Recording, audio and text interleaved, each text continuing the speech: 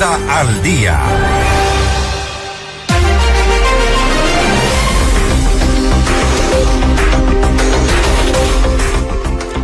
Son las 6 de la mañana con 25 minutos. Continuamos en Notimundo al Día. Gracias por acompañarnos. Irán lanzó una nueva oleada de ataques con misiles a Israel la madrugada del lunes, matando al menos a 5 personas, mientras Israel afirmó en el cuarto día del conflicto que había alcanzado la superioridad aérea sobre Teherán y podía volar sobre la capital iraní con impunidad. A esta hora de la mañana nos acompaña Esteban Santos, él es decano de la Facultad de Ciencias Jurídicas, Políticas y Relaciones Internacionales de la Universidad de los Hemisferios, a quien le damos la más cordial bienvenida.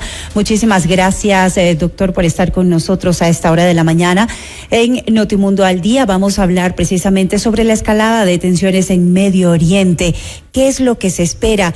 Y lo que queremos saber todos a nivel mundial es qué factores fueron los que reactivaron con tanta fuerza este conflicto entre Israel y Palestina. Justamente en este momento, bienvenido. Gracias, Valeria. Un gusto para mí estar aquí.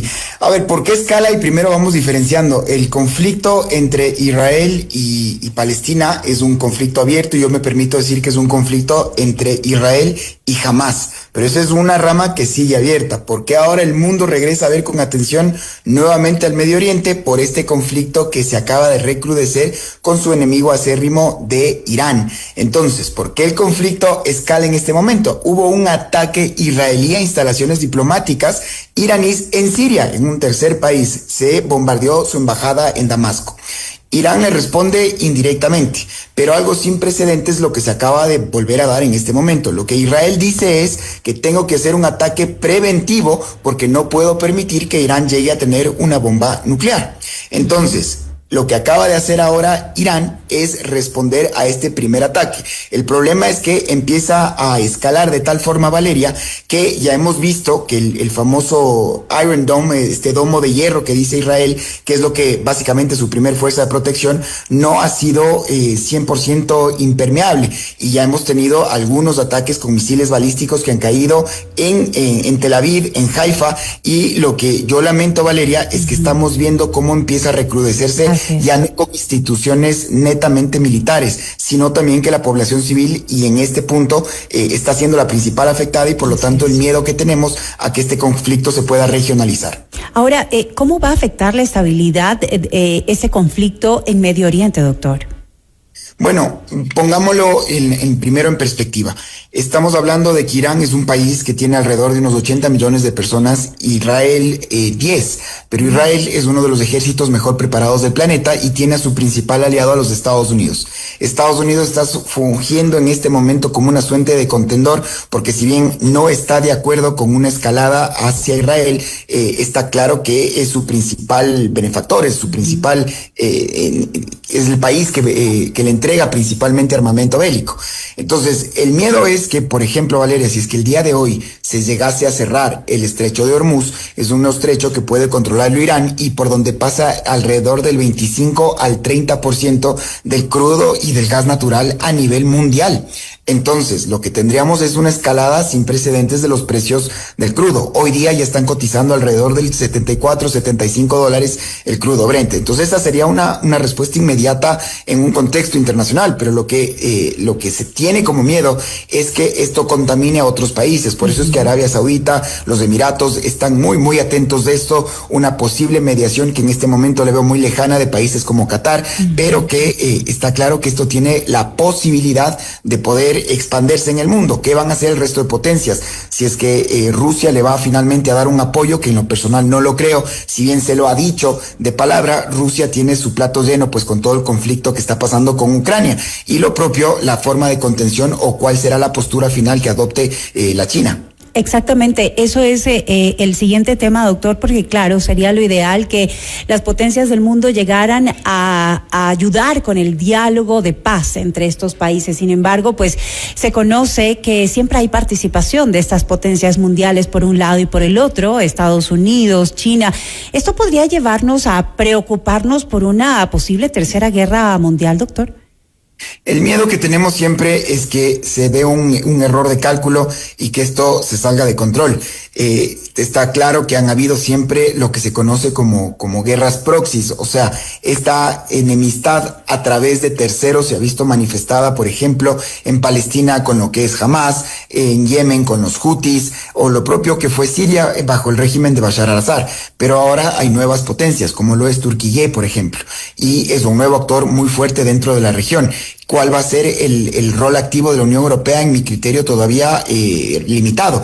Y lamento cómo Naciones Unidas no se puede poner de acuerdo al respecto, porque han sido ya en la historia 56 resoluciones del Consejo de Naciones Unidas, del Consejo de Seguridad, que han sido vetadas en este caso, sobre todo cuando se habla de la política exterior israelí. Entonces, hay que estar muy claros que el problema es que vemos cómo esto se está exteriorizando, que vemos cómo Irán tiene la capacidad de fuego para poder afectar directamente a Israel, y el miedo mayor, como muy bien lo estamos analizando y diciendo en este momento, es que esto se pueda contaminar con terceros países. Lo que yo lamento es que en este momento no veo una posibilidad de un cese real de las hostilidades. El régimen de los ayatolas han dicho abiertamente: si es que usted, Israel, detiene sus ataques, nosotros detenemos, pero no se ha dado esto. Y veo con mucha preocupación que ya hay instalaciones civiles muy importantes, como aeropuertos que están siendo bombardeados, o en el caso de Irán, importantes instalaciones petrolíferas. ¿Se estarían entonces ya vulnerando normas del derecho internacional humanitario, doctor, con esta escalada reciente de violencia? ¿Cómo bajarla? Sin duda alguna que se han violado al derecho internacional, sin duda alguna. Esto es un ataque que viola directamente las normas del derecho internacional. Para eso están las Naciones Unidas, para eso están los cascos azules, y por eso lamentablemente veo con mucho estupor cómo el multilateralismo cada vez le puede hacer menos frente a este tipo de actuares. Entonces, ¿qué es el escenario real que estamos teniendo en este momento, Valeria? Que hay un foco activo todavía entre Israel y Hamas en Palestina, pues, en Gaza.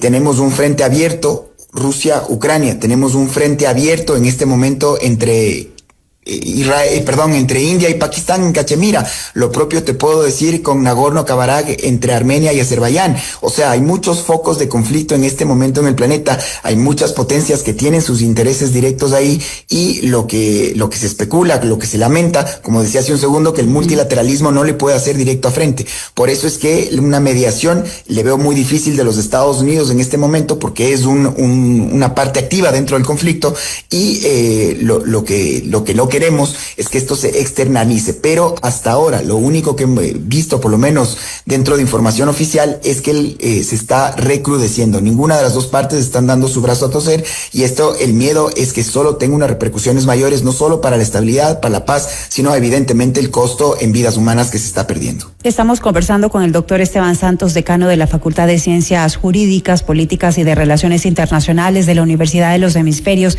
Precisamente estamos haciendo un análisis sobre la escalada de tensiones en Medio Oriente. ¿Qué es lo que se está esperando en este caso de los organismos internacionales como la ONU, la Corte Penal Internacional o el Consejo de Seguridad en ese tipo de conflictos? Ya que estamos diciendo que hay otros países que no entrarían a mediar, sino que tal vez a poner más peso de un lado o del otro dentro de este conflicto. ¿Cuál es el papel de los organismos internacionales? ¿Podrían hacer algo? Fíjate que la CPI, la Corte Penal Internacional, emitió una orden de detención, de captura contra el primer ministro israelí, el señor Benjamín Netanyahu. Pero esta orden ha tenido oídos sordos, lo propio con Vladimir Putin. Y Putin ha sido recibido en terceros países que son signatarios del Estatuto de Roma, que es este estatuto que acepta pues la jurisdicción de la Corte Penal Internacional. Washington, Trump le recibió con alfombra roja también a Netanyahu, y entonces vemos las limitaciones que puede tener la CPI. En el ámbito de Naciones Unidas, como decíamos, el órgano rector es el Consejo de Seguridad, que podría autorizar el uso de la fuerza a través de los cascos azules. El problema es el poder de veto, y por eso decía que son en la historia, ya son 56 resoluciones que los Estados Unidos ha vetado a favor de Israel. Entonces vemos que la comunidad internacional en este momento tiene una encrucijada muy fuerte. ¿Por qué no ha podido Naciones Unidas actuar en Rusia? Porque evidentemente Rusia también es un país que tiene un poder de veto. Ese es el miedo, por ejemplo, el día de mañana, cuando hablemos de Taiwán Irán o China. Entonces, si es que el multilateralismo no funciona, estamos viendo que esta escalada, por ejemplo, hoy día entre Irán e Israel, no es un episodio aislado, sino es que es el resultado de años de tensiones acumuladas y de errores estratégicos, me permito decir, de ambas partes. Sin embargo, para mí, hoy el riesgo es mayor. Estamos frente a un posible punto de quiebre regional. Y por eso, para mí, lo urgente es frenar esta dinámica de represalias y volver a la diplomacia, aunque sea indirecta. América Latina aquí juega, tiene un papel, uno diría, lejano por su posición geográficamente, pero no puede ser indiferente. Cualquier conflicto en Medio Oriente tiene consecuencias globales. Ahí voy, Valeria, sí, ahí voy, doctor. Precisamente a veces vemos este tipo de conflictos tan lejanos, pero hay que tener un entendimiento, hay que tener información real como la que usted nos puede proporcionar. ¿Cuáles son esos efectos que puede tener, por ejemplo, sobre América Latina este conflicto? Hay temas tan importantes como a nivel diplomático, a nivel migratorio o a nivel económico. ¿Cuáles serían, doctor? Fíjate que hay países como Brasil, como México, que han pedido contención, han pedido diplomacia. Hay países que abiertamente están utilizando este episodio para hacer propaganda y para alinearse con uno. El enemigo de mi enemigo es mi amigo. Lo que está haciendo en este momento la Venezuela pues del chavismo, abiertamente del lado iraní, o acabo de ver un comunicado de prensa formal por parte de la Casa Rosada en Argentina, en donde pues el gobierno de Javier Milei, que siempre ha sido muy pro intereses israelíes. Entonces yo te diría, Valeria, que más que hablar de buenos y malos, siempre hay que entender que en el concierto internacional se habla solo de intereses, y el problema es cuando o no nos interesa o nos parcializamos por uno de los dos lados.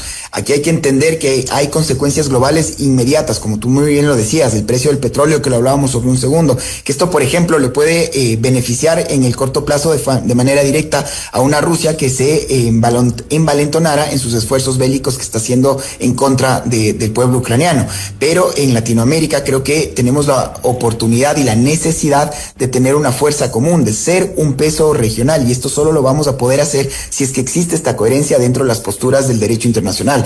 Ahora bien, en el corto plazo, yo, como insisto, no veo en este momento un marco de negociación real, salvo que exista presiones serias por parte de las potencias a que ambos estados se sienten a negociar. Le veo difícil, repito, en un contexto en donde Israel ha matado nuevamente a la cúpula iraní, Irán ha jurado una represalia, y en este momento, salvo que exista ese alguien que pueda detener las hostilidades, que en mi criterio son ejércitos como el de los Estados Unidos, que no va a intervenir directamente, salvo que, como ha dicho el señor Trump, si es que se ataca uno de nuestros intereses, que sea obligado a estar, el miedo a que existe una operación de falsa bandera, pero que, por eso Valeria decía, potencias en la región, como puede ser Turquía, como pueden ser algunas potencias árabes como los Emiratos o los saudíes, que puedan justamente entrar como un ancla, porque, repito, está la paz regional en juego, y lamentablemente estamos ante una crónica de muerte anunciada, porque solo vemos cómo el conflicto sigue escalando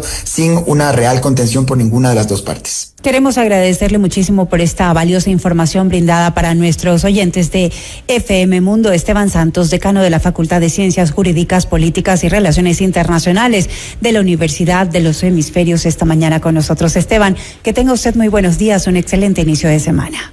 Siempre a las órdenes, un abrazo. Continuamos con más, 6:38.